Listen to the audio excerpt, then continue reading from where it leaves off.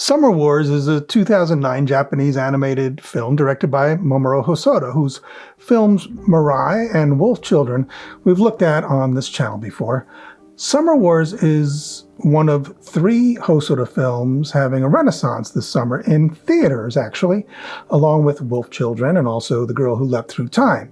So you check your local listings for those screenings because they seem to come and go pretty quick. You got to be on the ball. This film, Summer Wars, is unlike any other film I've seen. It is also somewhat appropriate for a lot of ages. Let me just say that at the outset, not all ages. There is some language and adult level name calling, allusions to sexual relationships, brief and not graphic in any way.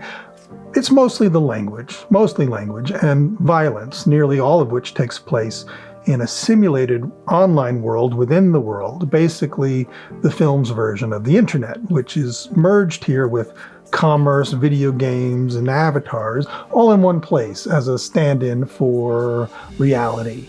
The best way I can sort of explain it and how it differs from the actual internet is if you were around in the late 1990s, there was a company called Worlds.com, which tried to create an online reality, basically a city centered on a shopping mall experience where you could adopt an avatar, wander around, meet real people in real time, explore, see new media, with the promise of better things to come, like your bank and shopping and maybe even your job winding up in that virtual world someday.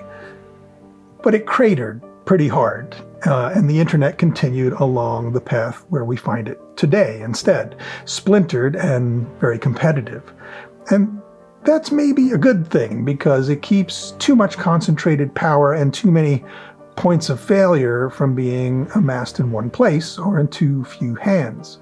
But Summer Wars shows us a world where that reality became how the world operated, and almost all of Japan does a lot of its living online virtually in a place called Oz. The plot is very simple, even though the particulars might get a bit Byzantine at times, and I was taken very quickly by what this movie is not. Now, more on that in a moment. First, we meet Kenji, a high school kid working a scrub coding job on the side, along with his friend Takashi, running maintenance checks on the vast online world of Oz. Fellow student Natsuki arrives and tries to lure one of the boys to help her out with a secretive favor requiring someone to accompany her to her family's ancestral home in her town called Ueda, I believe, to help with the arrangements for her grandmother and family matriarch's 90th birthday celebration. Now, assuming this job to be involving things like errands and innocuous tasks, and also being mesmerized by Natsuki, Kenji agrees to go.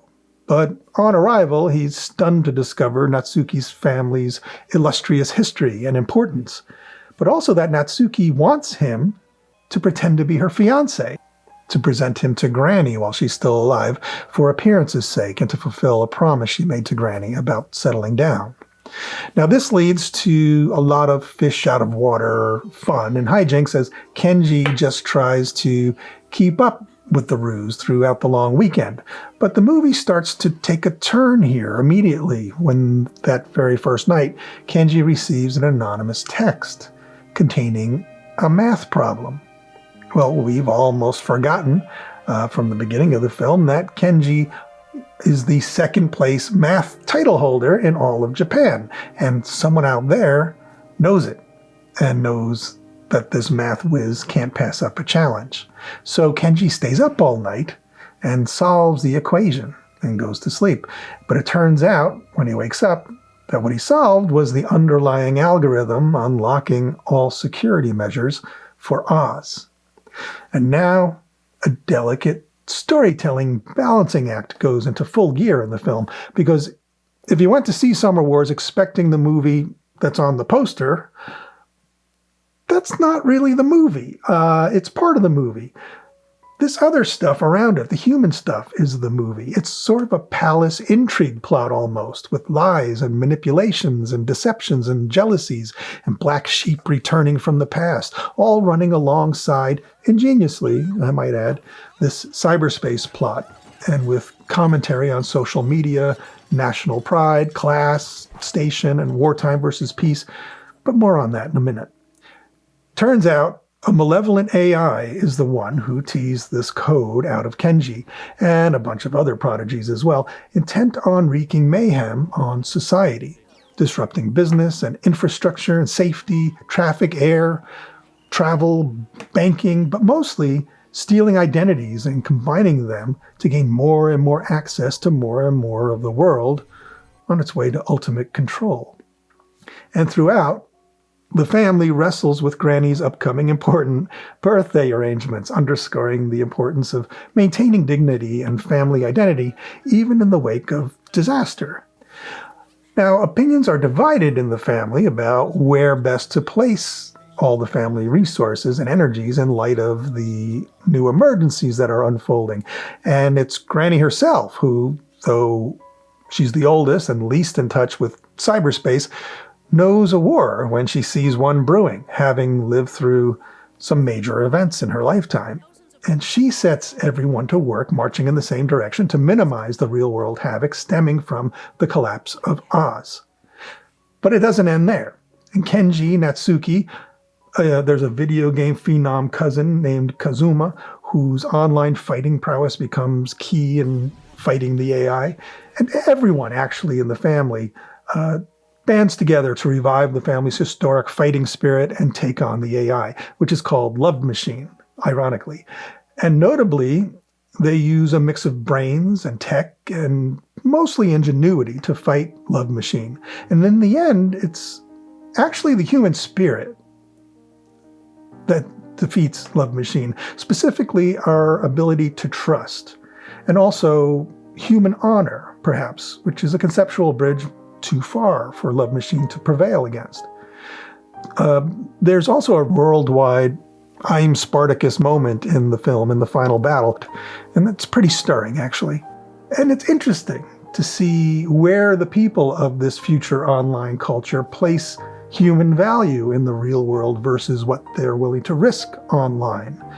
Business is online, and there's virtual gaming and lots of infrastructure. But the film's very careful to show that there is real sports, for instance, baseball being played, and one of the family members here is obsessed with a ball game that's on TV while all these dramatic events are playing out around them. There's a family member also obsessed with history, family history and world history, and the battles of antiquity and how the family is descended from some great protectors of the land. The message seems to be the importance of a balance between new and old, and how it's okay to embrace the new tech, new ways of living, even new mores and social norms, so long as the past is not forgotten and maintains somewhat of a central place in our lives and our identities, or at least some place. It seems a very maybe Eastern view, but the more I think about this film, it's also about class, which makes it even more accessible, more broadly maybe. Okay, so I won't give away the store on the plot of this movie, because some of you might actually get to see Summer Wars in theaters this summer, coming out July 27th, near me anyway, here in Minnesota. So check Fandango or something, whatever you have for your local dates and times. And also I won't give it away because the studio, the same studio for Summer Wars, put out Wolf Children, and they took down my Wolf Children video. And I think maybe it was because I gave away too much or used too many scenes. I don't know. So I don't want a repeat of that with this video, but do check out this film in theaters if you're interested. And it's out in July, as I said, and then it goes back to streaming, I imagine. So time is short. Now, is it the best Mamoru Hosoda film that I've seen? I think that's still Mirai for me, for my money, but I still have to see a few. I haven't seen all of them. And The Girl Who Leapt Through Time, much beloved in his repertoire, is coming out again in theaters this year as well, I think in September. So, we'll see. But this film will surprise you. It is, like most of Hosoda's films that I've seen so far, unlike any other films, not just his own, but any other films. If anything, this had for me, a Shakespearean or Kurosawa flavor to it, with its meditations on class and honor and family dynamics, while a war rages around these characters. And, I've been known to improve my take on anime films, Wolf Children being the prime example. And it was you guys, some of you in the comments, who helped me see beyond my concerns on that film. So I'm not making any pronouncements, but I enjoyed the film. So I'm just giving a stamp of interest, very high interest, and a certain regard for this very well-made story. And its social media plotline is more timely and relevant than ever. So check it out. All right, that's Summer Wars. Hit like and subscribe if you would, or join the channel, buy a shirt. Other than that, I just want to thank you for stopping by. Go see Summer Wars, and I'll see you soon.